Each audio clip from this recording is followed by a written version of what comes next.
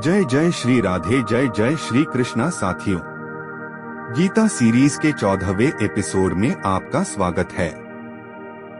गीता का 14वां अध्याय गुणत्रय विभाग योग के नाम से जाना जाता है। गीता के 14वें अध्याय में कुल 27 श्लोक हैं। पिछले अध्याय में श्री कृष्ण ने भौतिक शरीर और आत्मा के बीच के अंतर को विस्तार से समझाया था। इस अध्याय में श्री कृष्ण अपनी भौतिक ऊर्जा की प्रकृति की व्याख्या करते हैं, जो शरीर और उसके तत्वों का स्रोत है। इस प्रकार यह मन और पदार्थ दोनों का मूल है। भौतिक प्रकृति 3 गुणों से बनी है, सत अर्थात अच्छाई, रज अर्थात जुनून और तम अर्थात अज्ञान। चूंकि शरीर, मन और बुद्धि प्रकृति में भौतिक हैं, इसलिए उसमें भी ये 3 गुण होते हैं।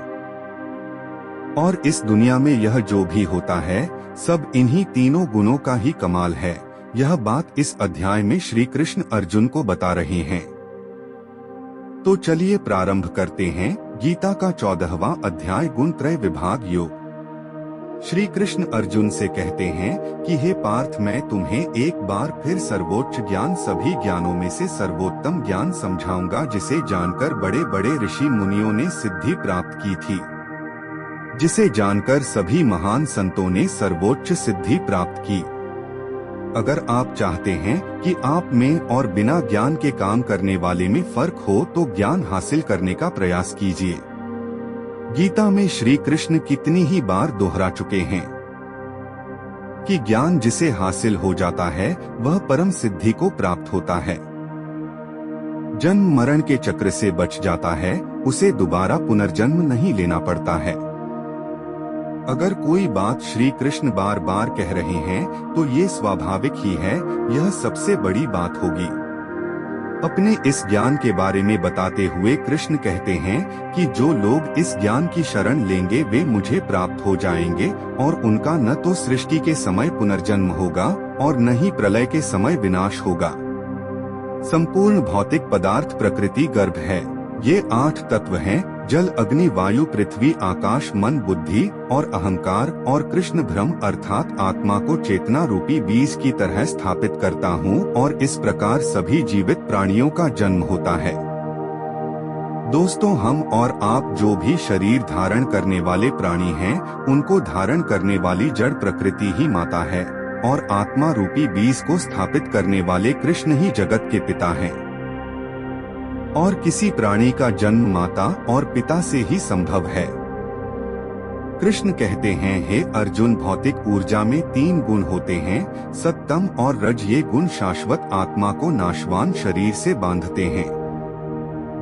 ये तीनों गुण एक तरह के बंधन हैं, जिससे हमारी आत्मा शरीर से बढ़ती है। सतोगुण भी एक तरह का बंधन ही है, लेकिन सतोगुण अन्य गुणों की अपेक्षा अधिक शुद्ध होने के कारण पाप कर्मों से जीव को मुक्त करवाता है। सतोगुण आत्मा को प्रकाशित करने वाला होता है। आत्मा हमारे अंदर ही है, लेकिन अज्ञान की वजह से हम उसे देख नहीं पाते हैं, उसके बारे में जान नहीं पाते। सतोगुण अज्ञान दूर कर हमारा साक्षात्कार हमारी आत्मा से कराता है। क्योंकि सतोगुण भी बंधन ही है, तो इस गुण से जीव सुख और ज्ञान के अंधकार में बंध जाता है। रजोगुण जुनून की प्रकृति का है। यह सांसारिक इच्छाओं और स्नेह से उत्पन्न होता है, और सकाम कर्मों के प्रति आसक्ति के माध्यम से आत्मा को बांधता है। सकाम कर्म अर्थात फल की अभिलाषा में कोई काम करना। तमोगुण के बारे में समझाते हुए श्री कृष्ण कहते हैं कि शरीर के प्रति मोह के कारण अज्ञान से जो उत्पन्न होता है, उसे तमोगुण कहते हैं। इसी तमोगुण के कारण जीव प्रमाद में आता है, अर्थात पागलपन में बेकार के काम करने की प्रवृत्ति में आता है। तमोगुण के कारण ही आलस्य पैदा होता है, अर्थात आज के काम को कल पर टालने की प्रवृत्ति, और निद्रा भी तमोगुण का ही लक्षण है। दोस्तों, तमोगुण सभी प्राणियों को लापरवाही, आलस्य और नींद के माध्यम से धोखा देता है। तीनों गुण सात्विक, राजसिक और तामसिक गुण बंधन हैं। सतोगुण मनुष्य को सुख में बांधता है। वो प्राणी को शाश्वत सच को ढूंढने के लिए प्रेरित करता है, जबकि रजोगुण मनुष्य को सकाम कर्मों में बांधता है। रजोगुण से प्राणी बस कर्म के फल के बारे में या भूतकाल में हो चुके नुकसान के बारे में ही सोचता रहता है और फिर पहले से भी ज्यादा प्राप्त करने के लिए और कर्म करता है, लेकिन वह कर्म के लिए कर्म नहीं बल्कि फल के लिए कर्म करता है। और तमोगुण मनुष्य के ज्ञान को ढक देता है और व्यक्ति को भ्रम में बांध देता है। श्री कृष्ण कहते हैं कि रजोगुण और तमोगुण के घटने पर सतोगुण बढ़ता है, सतोगुण रजोगुण के घटने पर तमोगुण बढ़ता है। इसी प्रकार तमोगुण और सतोगुण के घटने पर रजोगुण बढ़ता है। हर गुण बाकी दोनों को दबाकर खुद को बढ़ाने की कोशिश करता है। किस समय आप पर कौन सा गुण प्रभावी है, उसको जानने का तरीका बताते हुए कृष्ण कहते हैं, जब शरीर के सभी 9 द्वार ज्ञान से प्रकाशित हो जाएं, तो इसे सतोगुण की अभिव्यक्ति समझें। जब रजोगुण प्रबल होता है तो लोभ, सांसारिक लाभ के लिए परिश्रम, बेचैनी और लालसा के लक्षण विकसित होते हैं। और जब जब कोई मनुष्य हाथ पर हाथ रखे बैठे रहने में ही आनंद पाता है, अपने अज्ञान में ही खुश रहता है और पागलपन की हालत में आ जाता है या किसी भी मोह की वजह से अपना काम करना छोड़ देता है, तो इसका अर्थ है उसमें तमोगुण बढ़ रहा है। तमोगुण को अविवेकी कहा जाता है, अर्थात सही और गलत के बीच में चुनाव करने की क्षमता जब एकदम ही समाप्त हो जाती है।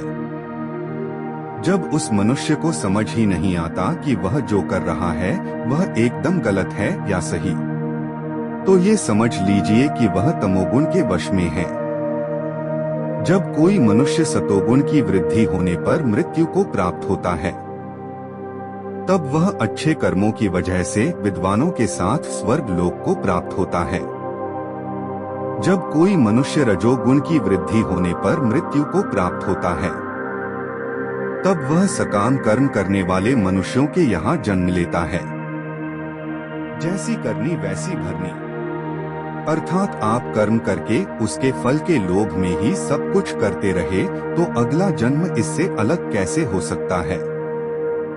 और उसी प्रकार तमोगुण की वृद्धि होने पर मृत्यु को प्राप्त मनुष्य पशु पक्षियों आदि निम्न योनियों में जन्म लेता है।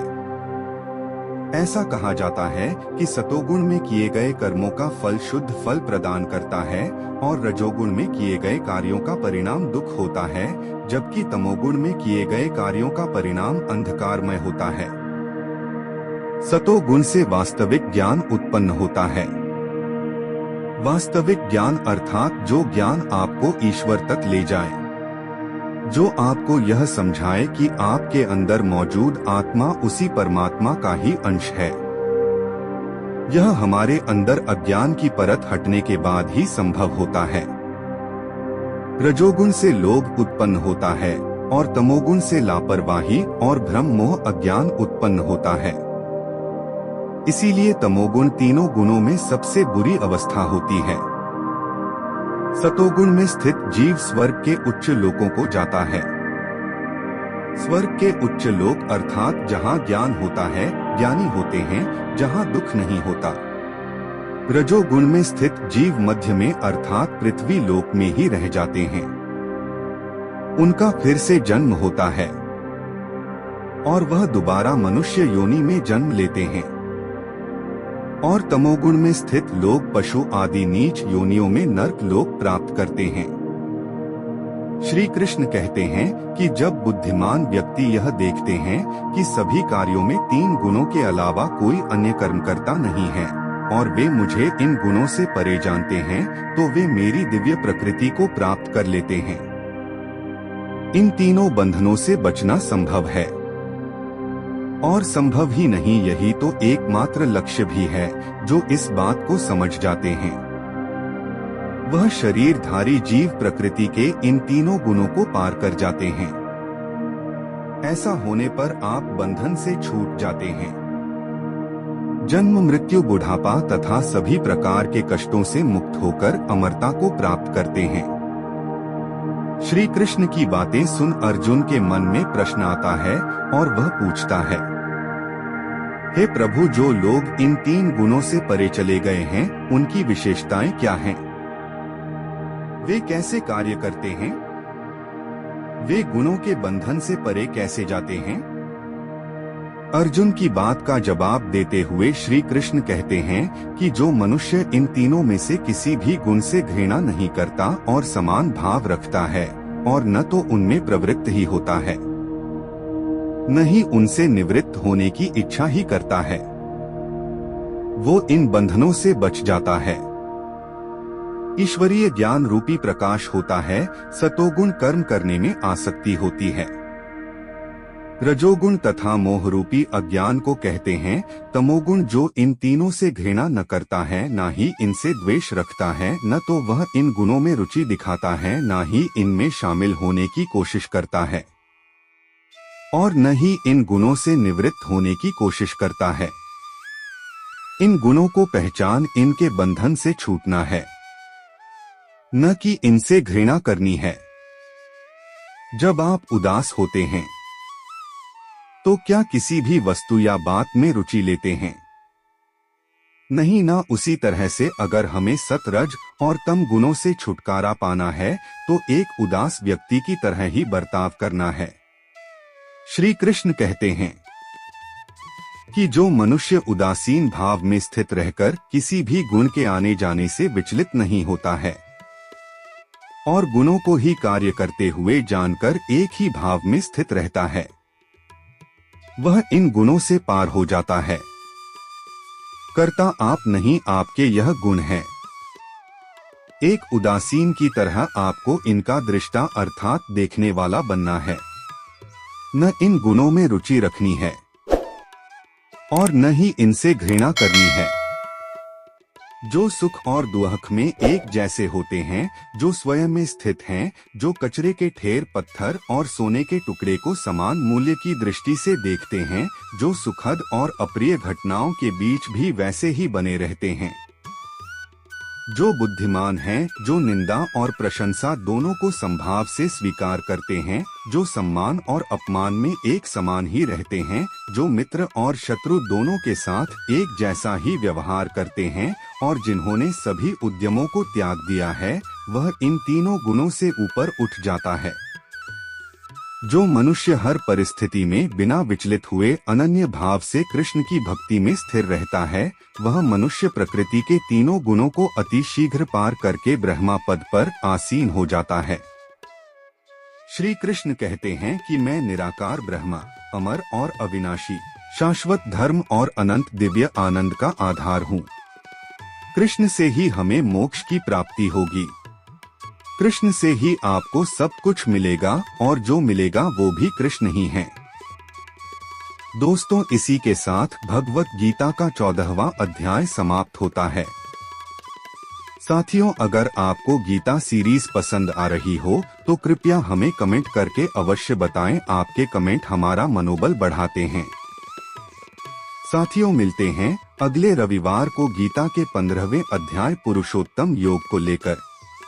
जय जय श्री राधे, जय जय श्री कृष्णा।